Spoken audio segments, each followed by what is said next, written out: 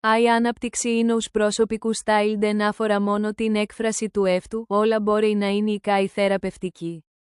Για άτομα που παλεύουν με ζήτηματα που αφορούν την ταυτότητα, του τραύμα ή του κοινωνικού άγχους, του στάιλ μπορεί να γίνει ένα χρήσιμο εργαλείο για τη δημιουργία της εικόνας τους.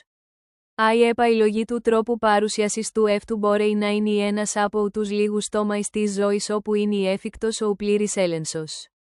Τα άτομα που δίνονται σταθερά αυθεντικά σύμφωνα με τις εσωτερικές τους άξεις βιώνουν μεγαλύτερη ευθυγράμμιση μεταξύ του εσωτερικού και του εξωτερικού τους εαυτού, με αποτέλεσμα λιγότερο άγχος και αυξημένη αυτοπεποίθηση. Το προσωπικό στάιλ είναι κάτι περισσότερο από ο απλός γούστο ή πρότιμηση, είναι μία αντανακλάση του ποιος είναι του άτομου. Η ευθυγράμμιση της προσωπικότητας με τη ρούτσα δημιουργεί μία συνεκτική και γεμάτη αυτοπεποίθηση αίσθηση του εαυτού. Όταν οι άνθρωποι ανακαλύπτουν τι προκαλεί ένα αίσθημα αυθεντικότητας στον εαυτό τους, αποκτούν μεγαλύτερη ψυχολογική αυτοπεποίθηση. Η μόδα χρησιμοποιεί ως ψυχολογική άγκυρα, μία αναπαραστασία των άξιων και των γούστων κάποιου. Όταν τα άτομα δημιουργούν την αισθητική και του στάιλ τους, έχουν ένα αίσθημα ιδιοκτησίας πάνω σε αυτό. Το αίσθημα ιδιοκτησίας κάνει οι άτομα να αισθάνονται λιγότερο ευάλωτα στο να επηρεάζονται από το κοινωνικό περιβάλλον και είναι λιγότερο πιθανό να υποκύψουν στις κοινωνικές πιέσεις, με αποτέλεσμα οι άτομα να αισθάνονται πιο δυνατά τόσο σε δημόσιο όσο και σε ιδιωτικό περιβάλλον.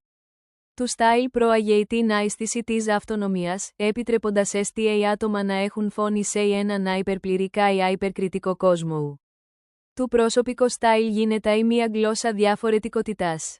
Αντί να προσπαθούν να ενταχθούν στα μεταβαλλόμενα πρότυπα της μόδας, τα άτομα που υιοθετούν το δικό του στάιλ μπορούν να αντισταθούν στην πίεση να είναι ομοιογενή, επιβεβαιώνοντας την ταυτότητα τους μέσω του υφάσματος και της σιλούτας. Το προσωπικό στάιλ είναι η πανοπλία και η καθρέφτης θωράκιση από εξωτερικές πιέσεις, είναι ο παράλληλα αντανακλά την εσωτερική αλήθεια.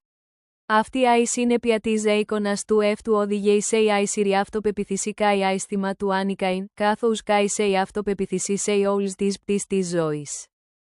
Η δημόσια αντίληψη, και τα καιρούς, υπαγορεύεται από πιο έμεσα και γρήγορα σήματα, με τη ρούτσα να είναι ισιαρπαστικά.